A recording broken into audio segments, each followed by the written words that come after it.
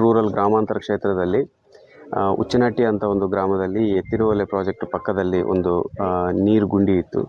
ಆ ಗುಂಡಿಯಲ್ಲಿ ಇಬ್ಬರು ಮಕ್ಕಳು ಯದುವೀರ್ ಮತ್ತು ಮನೋಹರ 8 ವರ್ಷ ಮತ್ತು 9 ವರ್ಷ ಇಬ್ಬರಿಗೆ ವಯಸ್ಸು.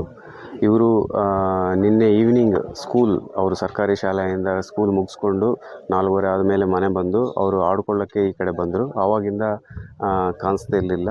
ಸೊ ಪೊಲೀಸರಿಗೆ ಬಂದು ಮಿಸ್ಸಿಂಗ್ ಕಂಪ್ಲೇಂಟ್ ಕೊಡುವಾಗ ನಾವು ಒಂದು FIR ಮಾಡ್ಕೊಂಡಿದ್ವಿ ಸೆಕ್ಷನ್ 363 IPC ಕೆಳಗಡೆ.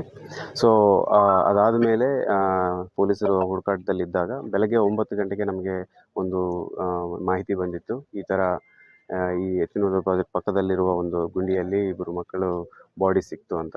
ತಕ್ಷಣವಾಗಿ ಪೊಲೀಸ್ ಬಂದು ನೋಡುವಾಗ ಇಬ್ಬರು ಮಕ್ಕಳ ಬಾಡಿ ಸಿಕ್ತು. ಅವ್ರ ಐಡೆಂಟಿಫಿಕೇಶನ್ ಆಗಿದೆ. ಇಬ್ಬರು ಒಂದು ಯದುವೀರ್ ಅಂತ ಒಬ್ಬ ಹುಡುಗ ಆ್ಯಂಡ್ ಮನೋಹರ್ ಅಂತ ಇನ್ನೊಬ್ಬ ಹುಡುಗ.